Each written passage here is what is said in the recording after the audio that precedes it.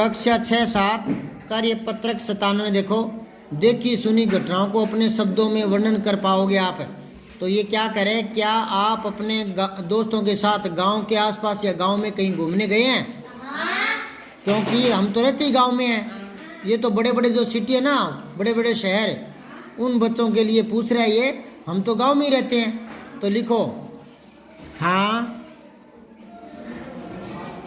Coma लगाओ, अल्पविराम, हम तो गांव में ही रहते हैं। हमारे पिताजी खेती करते हैं। खेती करते हैं। हमारे खेतों में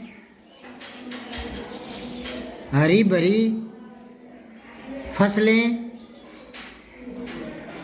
लहलहाती है। लहलहाती है। लहलहाती है। ग्वार, बाजरा, मूंग, मोठ,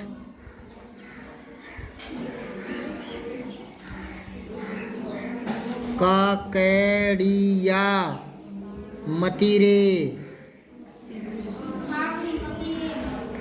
हमारे खेतों में बहुत होते हैं।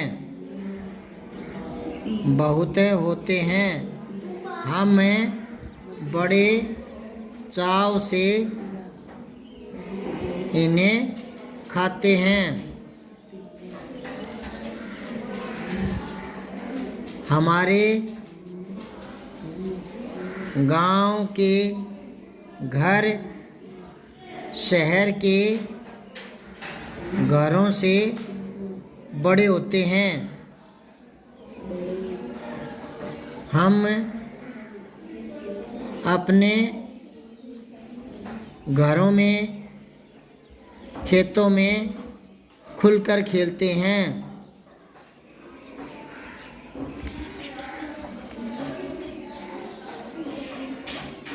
हमारे गांव में हम गाय भैंसों का दूध पीते हैं। दूसरा प्रश्न है, आप अपने परिवार के साथ किसी मेले या हाट में गए हैं? तो बताओ, कहीं बाजार में, बड़े शहर में या मेले में गए हैं? तो लिखो हमारे गांव के पास एक छोटा शहर है। हमारे गांव के पास एक छोटा शहर है जहां बाबा का मेला भरता है, मेला लगता है, जहां तरह तरह की दुकानें सजती है। हम भी मेले में जाकर झूलों आदि का आनंद उठाते हैं। ठीक है। और कुछ स्पेशल बात हुई होगी किसी मेले में घूमते समय, तो आप लिख सकते हैं। ठीक है। अगला है, आपके आसपास आपने कोई बड़ी घटना, दुर्घटना, चोरी की बात, खबर या कोई ऐसा कुछ सुना है तो उसके बारे में लिखो। हाँ, कि हमारे गांव में तो चोरी होती नहीं, हमारे तो घर भी बिना लॉक, बिना ताले के होते हैं। हम तो घर पर ताला भी नहीं लगाते। हमारे यहाँ तो सब ईमानदारी से रहते हैं, अपनत्व के भाव से रहते हैं। लेकिन अगर कुछ ऐसी बात सुनी हो कोई एक्सीडेंट की, तो आप लिख सकते हो, पापा ने बताई हो या आपने खुद ने देखी हो या आसपास के लोगों ने बताई हो, तो आप लिख सकते हैं कि एक बार इस तरह से ऐसी कोई घटना हुई। अगर आपने दुर्घटना नहीं देखी, किसी और ने बताई है, चाचा ने, ताऊ ने, मामा ने, तो वो भी आप यहाँ लिख सकते हो। कल मैं चेक करूँगा, लिख के लाना, ठीक है। अब आओ कार्यपत्रक 98 गद्यांश पद्यांश को पढ़कर समझ के साथ उत्तर दे पाएंगे। एक धनी जमींदार बहुत बीमार था। उसने अपने तीनों पुत्रों से कहा कि उनकी मृत्यु के बाद वे उनके बिस्तर के नीचे खुदाई करें। उसकी मृत्यु के कुछ दिनों बाद उसके पुत्रों ने उस स्थान की खुदाई शुरू कर दी। खुदाई से एक के ऊपर एक रखे 3 पात्र निकले। सबसे ऊपर वाले में मिट्टी, बीच में सूखा गाय का गोबर और नीचे के पात्र में भूसा भरा मिला, घास फूस। सबसे नीचे एक चांदी का सिक्का मिला। भाइयों को कुछ समझ में नहीं आया। कहानी समझ में आई क्या आपके? एक जमींदार था, जब वो मरा तो अपने पुत्रों को कहकर गया था कि मेरे बिस्तर के नीचे ही मेरे मृत्यु के बाद में खोद कर देखना कुछ मिलेगा। तो उन्होंने देखा तो एक मटका मिला मिट्टी का भरा हुआ, दूसरा मिला गोबर का था और तीसरे में भूसा भरा था, घास फूस, ठीक है। हाँ, और सबसे नीचे वाले में चांदी का सिक्का मिला, नीचे ही नीचे। तो भाइयों के कुछ समझ में नहीं आया, ये क्या कहानी है। पापा ने बताया खोद कर देखना, और यहाँ तो कुछ मिला ही नहीं, गोबर मिला है। भाइयों ने ये समस्या अपने पिता के मित्र डॉक्टर साहब के सामने रखी। उनके पिता का कोई मित्र था डॉक्टर साहब, तो वो सारे भाई डॉक्टर साहब को कहने लगे कि ऐसा कुछ पिताजी बोल कर गए थे, हमने खोदा तो ये निकला है, इसका मतलब नहीं समझे हम। तो वे हंसने लगे, डॉक्टर साहब। कौन हंसने लगे? हाँ, उनके पिताजी के दोस्त। उन्होंने कहा इसका अर्थ बहुत आसान है। तुम कहते हो कि सबसे ऊपर वाले पात्र में मिट्टी है, तो इसका मतलब यह है वह सबसे बड़े पुत्र को खेती देना चाहते हैं, बड़े पुत्र को। दूसरे पात्र में गाय का गोबर मिला, इसका मतलब ये हुआ कि वह दूसरे बच्चे को, तुम दूसरे भाई को, छोटे भाई को पशुओं का झुंड देना चाहते हैं, सारे पशु। और आखिरी पात्र में भूसा है। भूसा सुनहरे रंग का होता है, इसका अर्थ है कि वे अपने सबसे छोटे पुत्र को सारा सोना देना चाहते हैं। और सबसे छोटे भाई ने कहा, पर एक बात समझ में नहीं आई कि पात्रों के नीचे चांदी का सिक्का क्यों था। तो डॉक्टर ने मुस्कुराते हुए कहा, तुम्हारे पिता जानते थे कि तुम मेरे पास पूछने आओगे, इसलिए यह सिक्का मेरा इनाम है। यूं करके कहानी समझा दी सारी।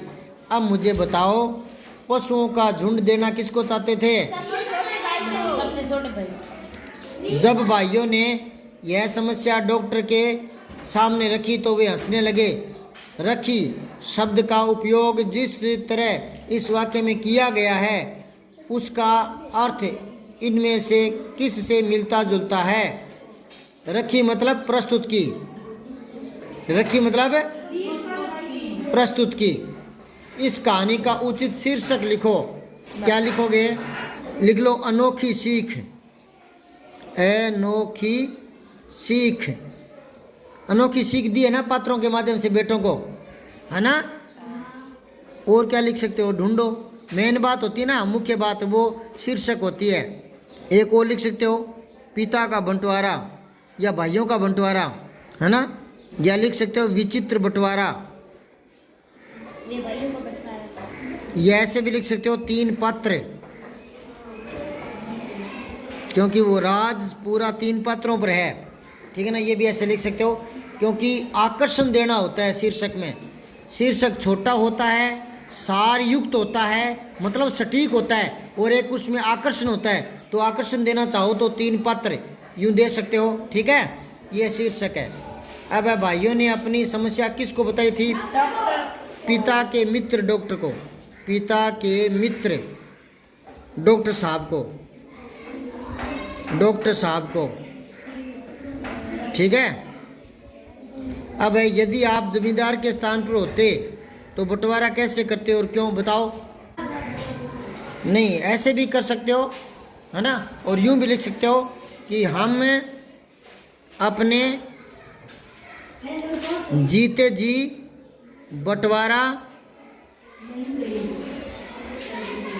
कर ही देते, ठीक है। और पीछे से खुदवाना और क्या मतलब है, नहीं समझे। कार्यपत्रक 99 देखो, 99 दक्षता गद्यांश पद्यांश को पढ़कर समझ के साथ उत्तर दे पाएंगे। तो देखो इस कविता को मैं पढ़ रहा हूँ, आप मन में ध्यान से सुनते रहना। हट कर बैठा चांद एक दिन, माता से यह बोला। कौन बोला माता से? चंदा माँ। हाँ, ध्यान से सुनो। हट कर बैठा चांद एक दिन, माता से ये बोला, सिलवा दो माँ मुझे उनका मोटा सा एक झिंगोला। झिंगोला मतलब चोला, ठीक है ना। आगे सुनो, बहुत ही मजेदार है, ध्यान से सुनो। सन सन चलती हवा रात भर, जाड़े से मरता हूँ, कि मुझे सर्दी लगती है रात को। चंदा कब निकलता है, दिन में या रात में? तो कह रहे रात को सर्दी लगती है मुझे ऊन का झिगोड़ा सिलवा दो एक चोला। ठिठुर ठिठुर कर किसी तरह यात्रा पूरी करता हूँ, है ना, यात्रा, समझ गए। जाड़े की तो बात ठीक है, पर मैं तो डरती हूँ, एक नाप में कभी नहीं तुझको देखा करती हूँ। कि मैं ना कैसे बनाऊँ तेरा झिगोला, तुम्हारा एक नाप ही नहीं ले पाऊँगी मैं, तो इतना बड़ा झिगोला कैसे करूँ। कभी एक अंगुल भर चौड़ा, कभी 1 फुट मोटा, बड़ा किसी दिन हो जाता और किसी दिन छोटा। तो कह रहे कि मैं कौन सा झिगोला बनाऊं तेरे लिए। तो माँ ने क्या कहा कि मैं तेरा झिगोला बना तो दूं, पर कैसे बनाऊं, नाप ही नहीं है, एक नाप। बताओ एक नाप क्यों नहीं है, तुम्हारा तो एक नाप मिल जाएगा। तो चांद कभी छोटा हो जाता है, कभी बड़ा, कभी एक छोटा सा हो जाता है ना, कभी पूर्णिमा को बड़ा हो जाता है। तो कौन से का झिगोला बनाऊं, ये बोली। गजब कविता है ना। अब देखो प्रश्न उत्तर। इस कविता में किस किस के बीच बात हो रही है? पहला, चांद क्या सिलवाना चाहता है? झिंगोला। माँ को चंदा के कपड़े सिलवाने में डर क्यों लगता है? आकार एक नहीं है, क्योंकि चंदा का आकार एक नहीं है, क्योंकि चंद्रमा का आकार एक जैसा नहीं रहता, एक जैसा नहीं रहता, समझ गए। अगला देखो, इस कविता में चंदा और उसकी माँ के बीच बातचीत हो रही है। इस बातचीत को अपने शब्दों में लिखो।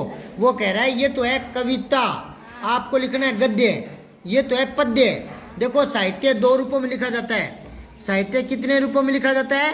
2। एक तो गद्य में और एक है पद्य में। पद्य में क्या आ जाती है? कविता, गीत, गजल, ये आ जाते हैं। और गद्य में कहानी, लेख, निबंध वगैरह ना, हाँ, संस्मरण, रेखा चित्र, आत्मकथा, जीवनी, ये गद्य में आ जाती है। तो यही बात लिखनी है आपको कविता वाली, और लिखनी गद्य में है। किस में लिखनी है? तो देखो क्या लिखोगे, दोबारा पढ़ूं क्या? दोबारा देख लो एक बार, फिर लिखने में आसानी होगी। दोबारा देख लो। हट कर बैठा चांद एक दिन, माता से यह बोला, सिलवा दो माँ मुझे ऊन का मोटा सा एक झिंगोला।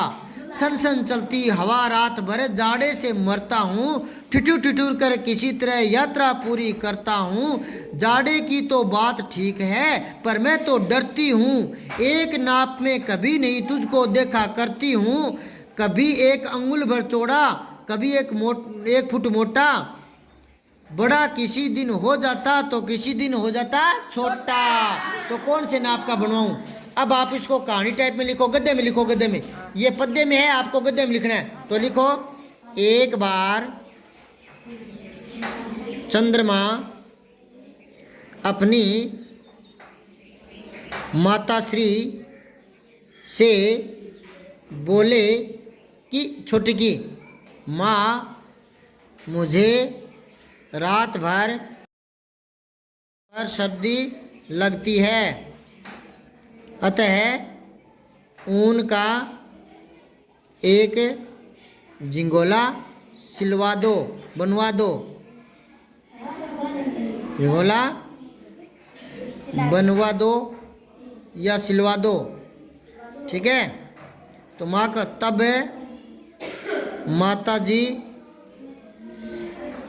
डरती हुई बोली कि तुम्हारा नाप एक जैसा नहीं रहता, घटता बढ़ता